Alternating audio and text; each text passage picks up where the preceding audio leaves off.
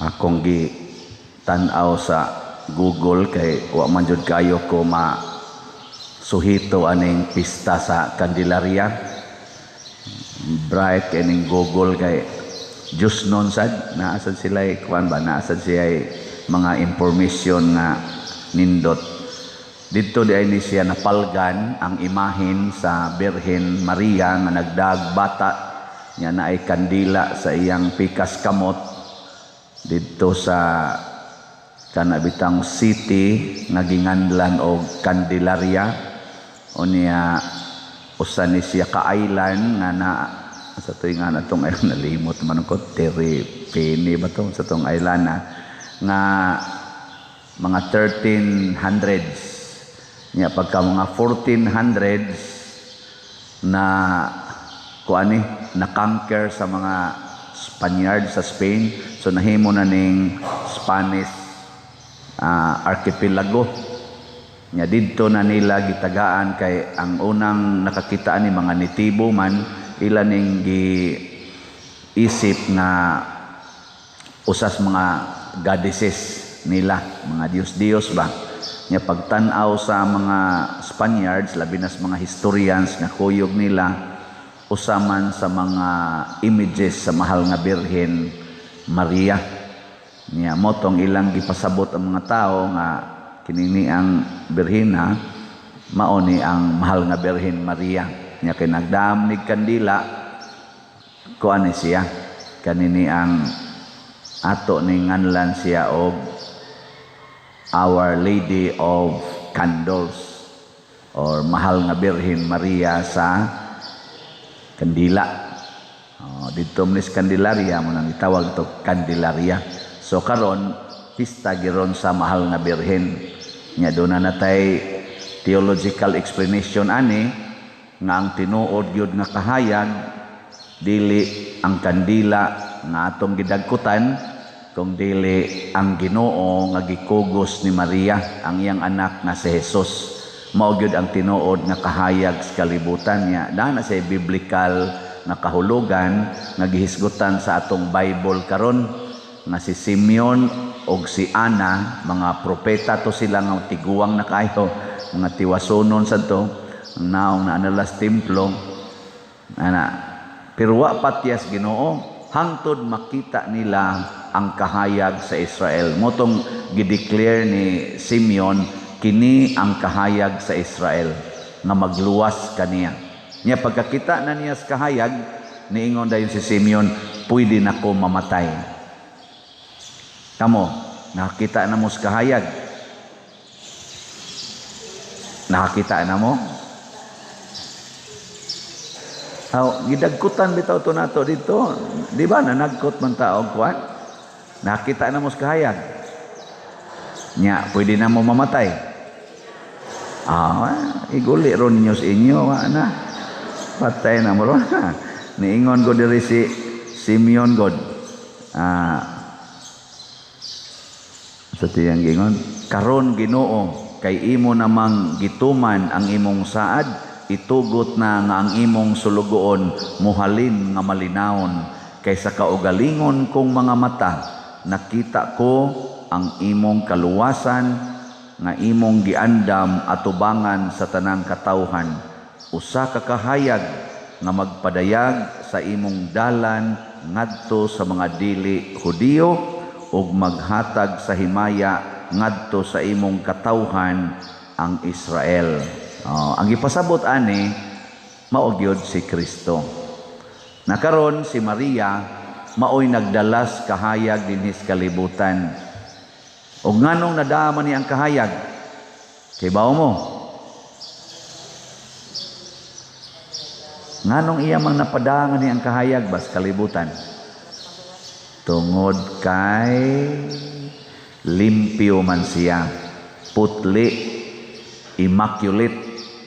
Kining kahayag di ay matud pa sa atong unang pagbasa kadtong kang Malakiyas, ningon siya, mingon ang Ginoo nga labing halangdon, ipadala ko ang akong sinugo pag-andam sa dalan nga akong agian. Nya, unsa man ni siya? Apan kinsay mulahutay sa adlaw sa pag-abot niya. Kinsa man kuno mulahutay, kinsa may makaharong inigpadayag na niya, sama siya sa kalayo nga nagputli sa puthaw ug sama sa isog nga sabon. Sa ato pa di ay maglisod tag dawat sa Ginoo basta gapuyo tas kangit-ngit sa sala. Apre ko daning kahayag, abisa kaning adlaw, tanawa inigabot sa adlaw. Wag tangyod ang kangit-ngit. Pero magpabilin kas gusto kas ngit-ngit, imo ginangkuptan ang kangit-ngit. Nya mudawat sa kas kahayag, adili pwede cannot be. Hilingi ako na inyong tupad. Naakay sala. Naakay sala. Pangutana. Naakay sa. Og wingon gani siya. Naaoy. Di nakadawat sa kahayag. Lagi. Magkusmod lang naong inigabot sa kahayag. Nga naman, ang kahayag musulti mag-unsay angay natong pangmiyaan, unsay angay natong kuhaon. Di ang resulta, masakitan ta sa gisulti sa kahayag. Muna ingon, mura siyag kalayo nga muputli sa puthaw. Mura siyag, tanawan ng sabon, inigbutang ni mo sabon, unsa may mahitabo, tangtang mo niya ang mga buling. Ano siya. Karon, makatangtang na mo anang inyong pagsigig panglibak. Nang pagkalibakira ba? Libakiro. Makatangtang na mo anang inyong pagkadao, pagkahangol anang inyong yuta, o kanang inyong kwarta. Di na mo magsigig away tungod ana, magkinihaay nga to barangay. Abot paskorte, niya mga managsuon ra, usahay pagani, ginikanan og anak, kinihaay.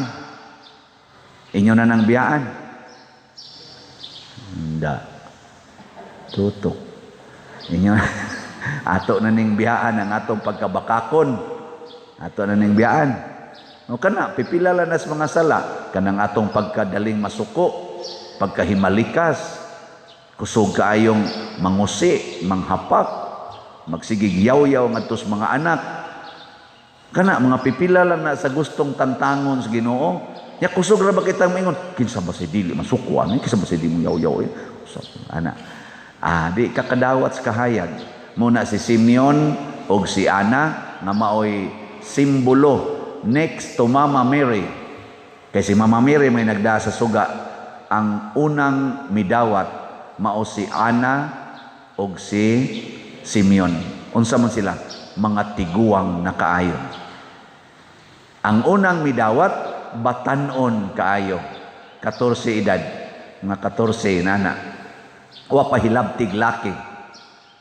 Kadto sang ning dawat nga nakaila ni Kristo paghalad na dito sa templo, gidana ni Maria ang mga tiguang sad kaayo. Ang usab byuda, kadto sa Ana, nya si Simeon wa man hisgote og minyo ba to siya, basta tiguang. So ang makakita ra gid es Ginoo kani ra gyud mga bata or batanon nga wapay sala ug ang mga tiguang nga nagbasol na sa ilang daghan kay sala kay mga tiwasono naman. Nya unsa may kahulugan ani nga ang edad ba sa tao nga mudawat sa Ginoo gikan sa bata ngadto Dios kinatiguangan. Kita yung tanan. Dili ta moingon, ada unya na lang ta maghinulsuloy ini katiguang na. Naa si Maria wa gani ignorant, inosente pa, gidawat na niyang Ginoo. Ang mga bata sa Israel o sa Bethlehem midawat og mibuhis sa ilang kinabuhi, nabuhis ang ilang kinabuhi para ni Kristo, pagkatao ni Kristo. Grabe ang reaksyon ni Herodes. Grabe gyud kayo. Gipangpatay gud niya ang mga bata. Kay di gyud siya gusto nga ang kangit-ngit nga naa niya mawagtang.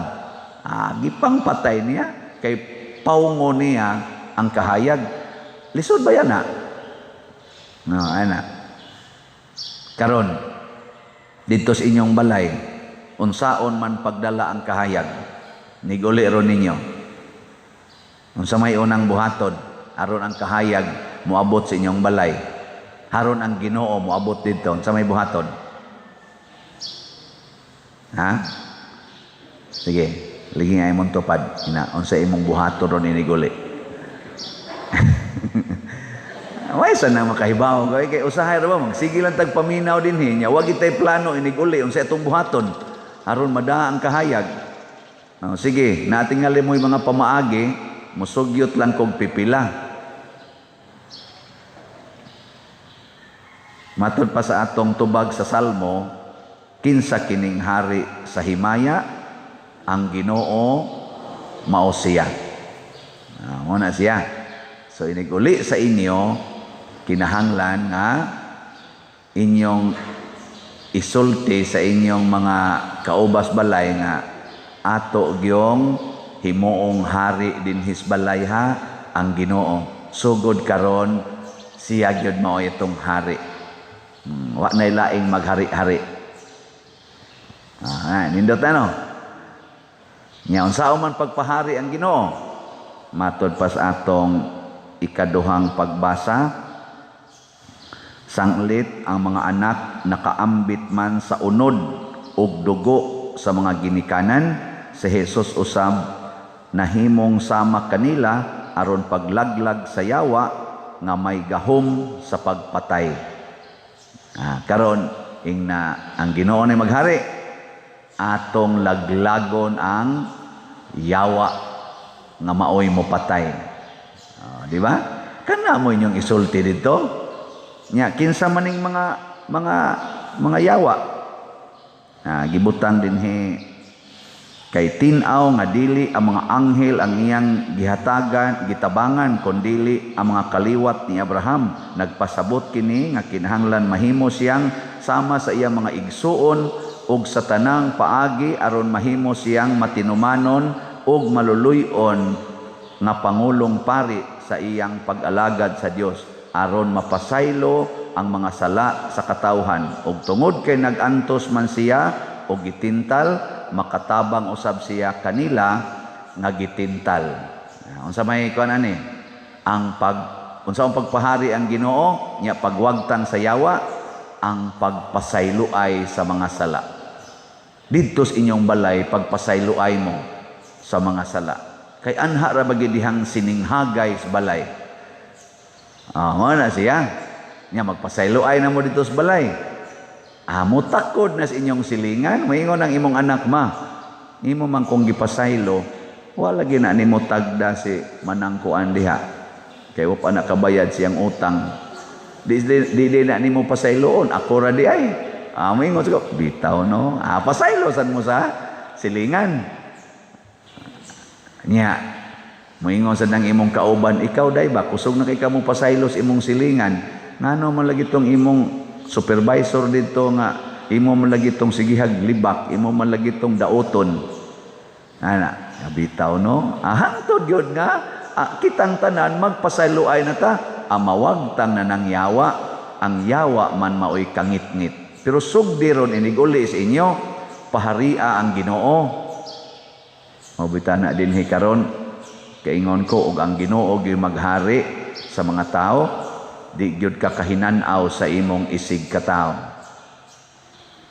Gahapon nagpalit man tag sin unta to tiwaso na tog palit ba ang delivery nya wa man magkasinabot ang nakapalit sa laing supplier ang gauge 24 nga sin baga mao na ron diha atong available.